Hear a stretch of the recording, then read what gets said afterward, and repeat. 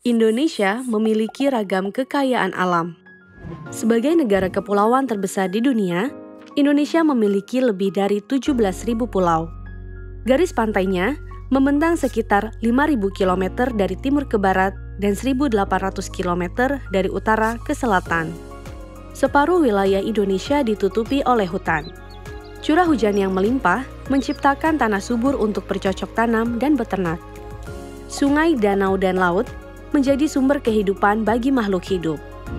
Di bawah tanah, terkandung logam dan mineral yang beraneka ragam. Indonesia adalah negara dengan penduduk terbesar keempat di dunia dengan jumlah penduduk 270 juta jiwa.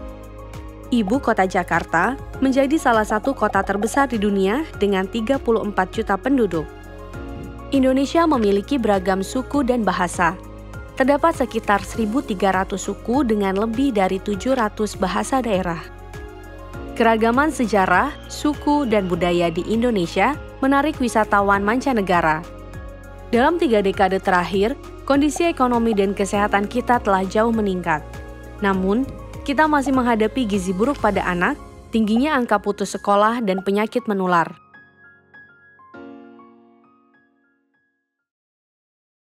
Indonesia memiliki kekayaan sumber daya mineral dan minyak bumi. Kabupaten Anda menjadi lokasi penambangan minyak dan gas dalam ukuran besar. Perusahaan-perusahaan yang menambang minyak dan gas di Kabupaten Anda menyetor sebagian pendapatannya ke pemerintah pusat. Di tahun 2019, pemerintah pusat mendapat 160 triliun rupiah dari pertambangan dan migas. Bila dijajarkan dengan uang kertas Rp100.000, uang sebanyak itu bisa menutupi 2.500 lapangan sepak bola. Sebagian pendapatan ini diberikan kepada pemerintah Kabupaten Anda dan semua kabupaten lainnya di provinsi Anda, serta pemerintah provinsi Anda. Sistem ini berlaku untuk semua daerah di Indonesia. Setiap Rp1.000 yang diterima pemerintah pusat sebagai pendapatan minyak dari kabupaten Anda, sekitar Rp62 akan dikembalikan kepada pemerintah kabupaten Anda, Rp62 dibagi rata kepada pemerintah kabupaten-kabupaten lainnya di provinsi Anda, dan Rp31 kepada pemerintah provinsi Anda. Sisanya akan disimpan oleh pemerintah pusat.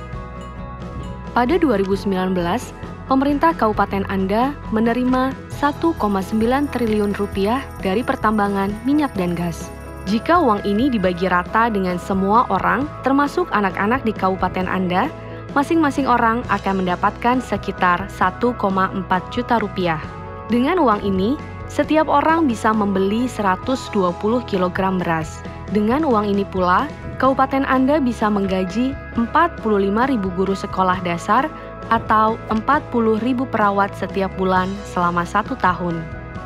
Pendapatan yang diterima kabupaten Anda dari pertambangan minyak dan gas harus dikelola dengan baik untuk kesejahteraan Anda dan masyarakat.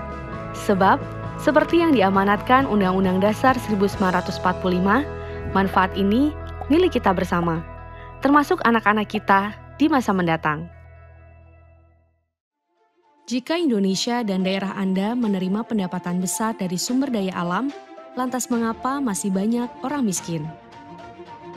Salah satu penyebabnya adalah pendapatan ini belum digunakan dengan baik. Pendapatan ini belum digunakan secara maksimal untuk mendorong pembangunan, terutama di sektor pendidikan, kesehatan, dan infrastruktur. Misalnya di salah satu daerah di Indonesia, pendapatan desa dari sumber daya alam yang semestinya dipakai untuk membiayai kesehatan, pendidikan, dan penanganan kemiskinan justru digunakan untuk hal lain. Terkadang, uang ini malah dibagikan kepada penduduk yang tidak berhak. Penyebab lain mengapa pendapatan dari sumber daya alam tidak memberi manfaat ke orang miskin adalah korupsi. Korupsi menggerogoti pendapatan yang seharusnya dipakai untuk pembangunan. Korupsi merupakan masalah besar bagi Indonesia. Di sebuah daerah di Indonesia, Bupati membentuk tim untuk mengelola Rp72 miliar yang diterima daerah dari pertambangan gas alam. Kenyataannya, tim tersebut tidak pernah ada. Uangnya dipakai untuk kepentingan pribadi bupati dan orang-orang terdekatnya. Di daerah lain, kepala desa dan BPD menyewakan tanah kas desa kepada orang luar desa untuk dipakai sebagai tambang pasir liar.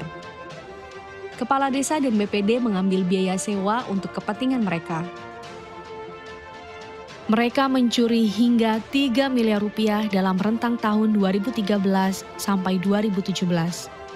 Kasus serupa juga terjadi di sejumlah desa lainnya di Indonesia. Ketika pendapatan dari sumber daya alam dihambur-hamburkan atau dicuri, masyarakat dibiarkan menghadapi sendirian dampak dari pertambangan, seperti kerusakan lingkungan dan kehidupan sehari-hari yang memburuk. Bapak dan Ibu perlu untuk mendapatkan cukup informasi tentang negara kita.